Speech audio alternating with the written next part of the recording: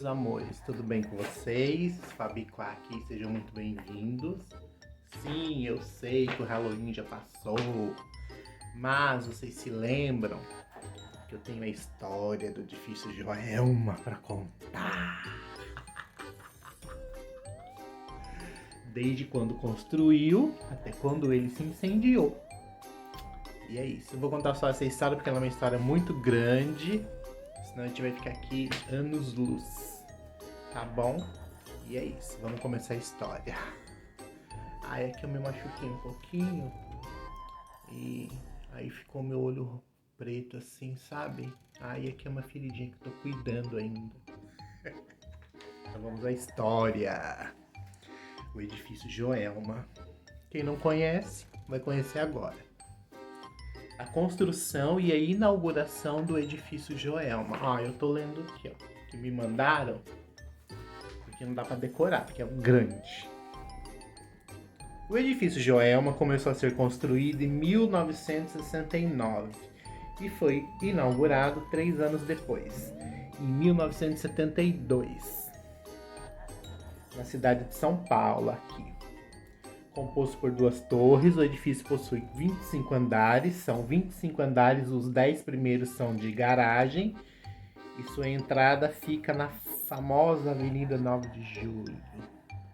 Verdade. 9 de Julho eu conheço, é muito bom. Nossa, mas eu não sabia que os 10 primeiros andares eram garagem. Será que ainda é? Vou procurar saber. Acho que eu vou querer visitar. Então vamos lá. Quem ocupava o edifício Joelma no dia do incêndio? No dia do incêndio havia cerca de 756 ocupantes no edifício. Os 7 primeiros andares de garagem não foram atingidos, graças às portas de emergência, o que permitiu que os 17 funcionários que ali trabalhavam se salvassem. Que bom! Pelo menos alguém se salvou, né? Os andares ocupados pelo Banco Crefisul foram completamente destruídos. Trabalhavam ali 861 funcionários, dos quase 600 que já haviam chegado na hora que o incêndio se iniciou. Além deles, havia também 71 funcionários da empresa de limpeza Continental, que eu acho que nem existe mais, não sei. Não sabe. Infelizmente, muitos perderam suas vidas. Credo, que coisa triste. Eu lembro que já teve vários documentários na televisão, reportagens sobre esse incêndio aí. Ai, sinistro. Qual foi a causa do incêndio? O Banco Crefisul não havia terminado de se instalar no prédio, quando na manhã do dia 1º de fevereiro de 1974, tudo aconteceu. As investigações concluíram que o incêndio se iniciou por conta de um curto-circuito. Sim, é verdade, também soube disso. Não que eu já tenha nascido nessa época, né? Mas eu ouvi documentários, eu li.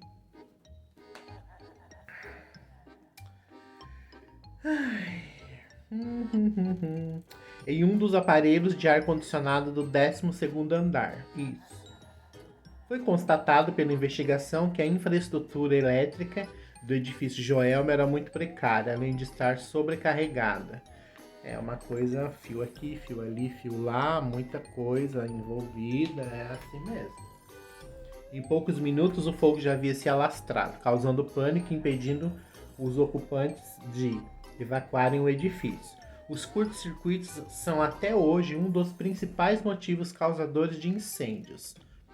Podemos citar recentemente o caso ocorrido no centro de treinamento do Flamengo. A causa do incêndio foi a mesma: curto-circuito em aparelho de ar-condicionado. Lembrando, essa história ela é verídica, tá? Não é uma lenda urbana, ela aconteceu mesmo, lá na década dos anos 70. Então vamos descobrir o que fez o fogo se alastrar rapidamente. Na data do incêndio, o Código de Obras do município de São Paulo em vigor era do ano de 34. Nossa, velho, né? Ou seja, quase a idade do Silvio Santos. Ai, adoro o Silvio Santos. Um beijo, Silvio Santos. Adoro você. Ou seja, ultrapassando em 40 anos. Ultrapassado, realmente. Na década de 30, a população da cidade não ultrapassava de 700 mil habitantes. Pouquinho, né? Os edifícios eram baixos em poucos andares e certamente não estavam equipados com todos os aparelhos eletrônicos que já existiam na década dos 70. Eu acredito nisso também, que já fazia 40 anos. Não tinha infraestrutura. E imagine hoje, nos dias de hoje, então. Se for comparado àquela época, né? As exigências feitas pelos órgãos competentes estavam à margem daquilo que seria o ideal, eram totalmente inadequadas. Aliado a isso, haviam escritórios e salas repletas de material combustível. Nossa, então aí já era, ferrou tudo. De móveis e divisórias de madeira e pisos acarpetados, eram de carpetes, cortinas de tecido fibra sintética. Nossa, então foi, ó, isso com palito de fósforo já era. Todo esse material é extremamente inflamável, com certeza, e contribui de uma forma muito negativa. Certo. Por isso que o fogo se propagou. Nossa, gente. A equipe de resgate. Devido ao trânsito da região, do corpo de bombeiros só chegou ao local 7 minutos depois da primeira chamada. Pessoas já se atiravam do alto do edifício. Naquela época já tinha esse trânsito infernal, que fez o corpo de bombeiros demorar 7 minutos, que para eles faz muita diferença. 7 minutos é muita coisa. Para quem tá coçando aqui, ó. Minha feridinha tá coçando. Essa não, mas essa aqui tá bem aqui. Cerca de 1.500 profissionais foram mobilizados. Eram bombeiros, profissionais das forças de segurança, equipes de 5 diferentes hospitais estaduais e tantos outros. A operação de resgate contou ainda com 14 helicópteros, 39 viaturas de bombeiro e todas as ambulâncias da rede hospitalar. Meu Deus, gente. Então foi um caos realmente. Para todo mundo assim, é um prédio, né? Logo no início de combate ao fogo, os bombeiros tiveram problemas, pois os hidrantes da região estavam defeituosos e não forneciam pressão suficiente. Foram deslocados então todos os carros-pipas disponíveis na prefeitura, cerca de 30, além de muitos outros particulares. Apesar da falta de equipamento que o corpo de bombeiro dispunha na época, a tragédia teria sido pior se não fosse por 2 escadas Magirus de 45 metros, compradas recentemente. É uma situação bem triste, porque a infraestrutura não é daquelas, né? Então é triste. Elas chegavam até o 12º andar e anexadas a escadas menores permitiam que os bombeiros alcançassem o 16º andar. O capitão, que eu não vou falar o nome por causa dos direitos autorais, disse na época que tivesse mais equipamentos e homens, poderia ter salvo ao menos entre 40 e 50 pessoas. Pouco, né? Aí aqui tem o cronograma, cronologia do incêndio, onde mostra a linha do tempo, como começou, ó, os horários. Vocês querem saber? Querem, né? Ó, o incêndio começou às 8h45 da manhã. Os bombeiros foram acionados pelos funcionários de um hotel às 8h55. Chegaram as primeiras viaturas dos bombeiros às 9h10. Os primeiros carros-tanque de água, né? Chegaram às 9h25. Uma multidão que acompanhou o incêndio chegou lá para rezar às 9h30. 9h35 chegaram os helicópteros. Aquela escada Magirus chegou às 9h45, o prefeito chegou lá às 9h50 da época, né? 9h50. Meio-dia ainda estava com fogo no 19º andar e os bombeiros ainda estavam lá. Meio-dia e 35, 7 pessoas que estavam no 19º andar são salvas. Ótimo. À 1h45,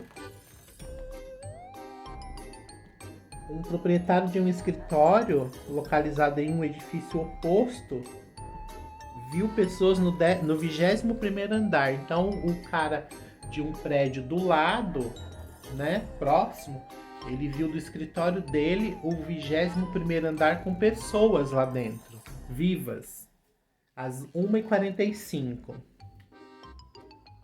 Os bombeiros, às 2 da tarde, afirmaram não haver mais ninguém com vida no prédio. Às 2 da tarde. Então começou às 8h45 da manhã, às 14 da tarde, os bombeiros disseram que não tinha ninguém mais com vida. Às 2h10, 6 pessoas são resgatadas no 21º andar. 15, as buscas de sobreviventes são encerradas, 3. Meu Deus, gente. 15 para 5 da tarde.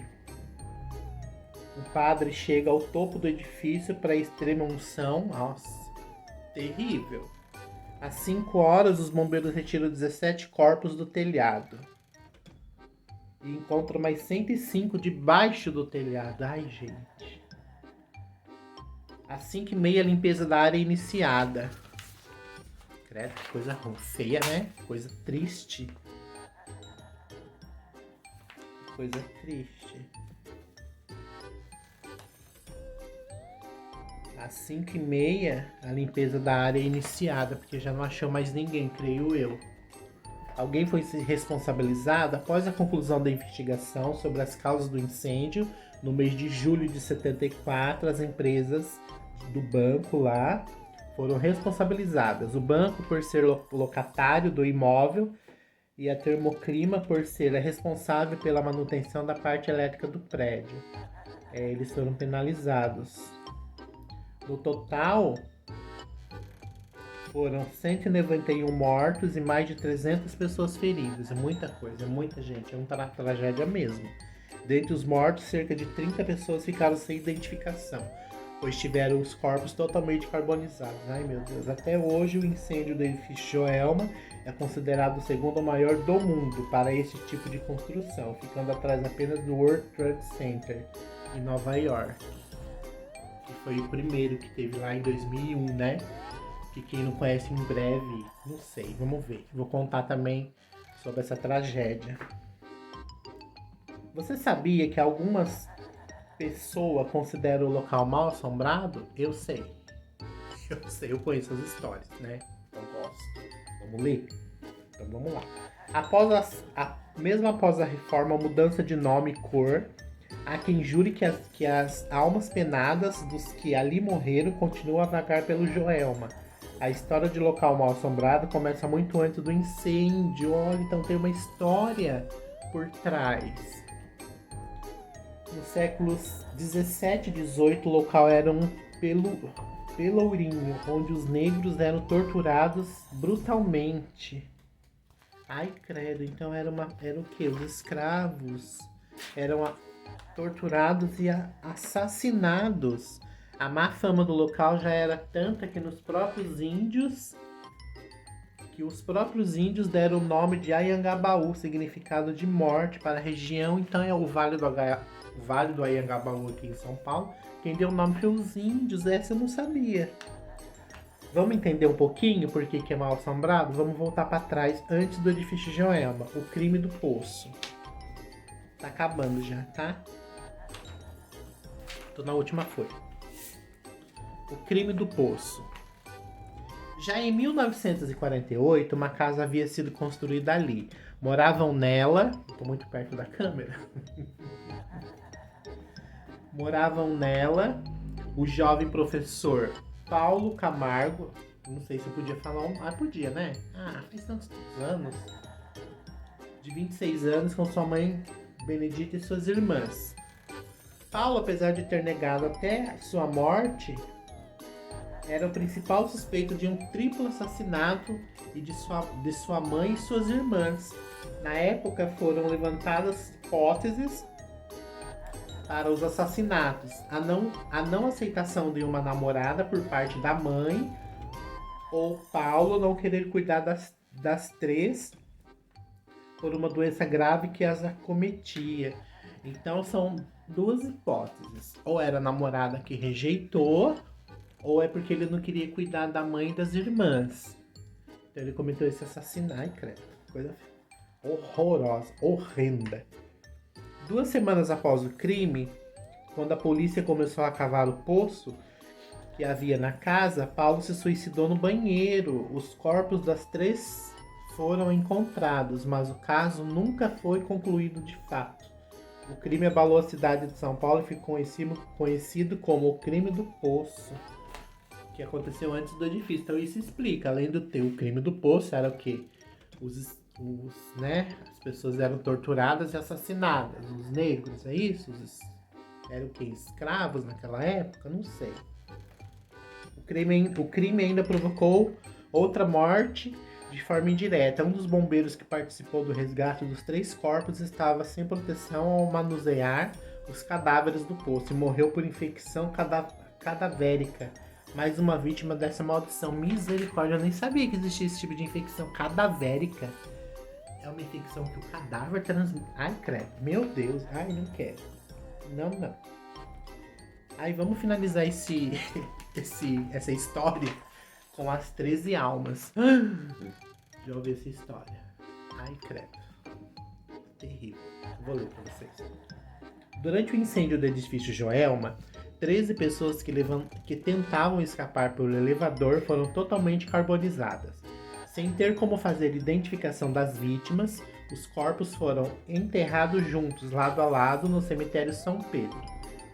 Ficaram conhecidas como as 13 almas.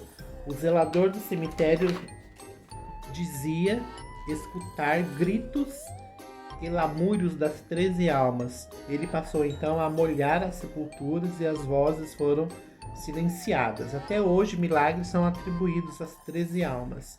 E como oferenda, as pessoas deixam um copo d'água nas sepulturas. Sim, eu já ouvi essa história realmente. Passou até na televisão uma época. Que eu ouvia gritos. Ai, eu tô até arrepiado, de verdade. Tô já aqui, só quase meia-noite. Pra vocês terem uma ideia. Eu contando essas histórias. Então, mas de fato, eu já ouvi essa história mesmo, que as pessoas colocam copo. Se vocês puderem, pesquisa depois no YouTube o nome desse cemitério, São Pedro. Coloca lá as 13 almas, que vocês vão ver toda a história. Eu não vou contar aqui porque não dá, né? É muito grande. Mas para quem gosta desse tipo de coisa, de história assim, é legal. Leia, assista, porque é legal. Então é isso, olha. Essa foi a história do edifício Joelma. É claro que tem muito mais por trás, né?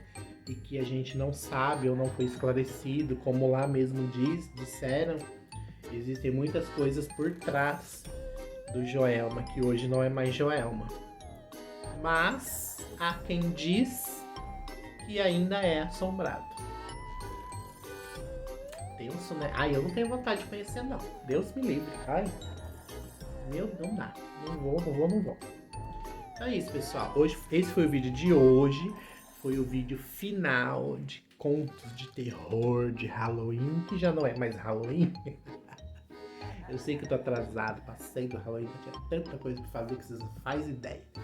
Então eu vim aqui só pra poder terminar essa história que eu prometi no vídeo anterior, dos contos de terror de Halloween, e que eu acho que muita gente ficou curiosa. Eu recebi um monte de mensagem no meu Instagram pedindo: cadê a história do edifício Joelma? Cadê a história do edifício Joelma? Então tá bom, eu tô aqui, vim aqui pra contar a história do edifício Joelma.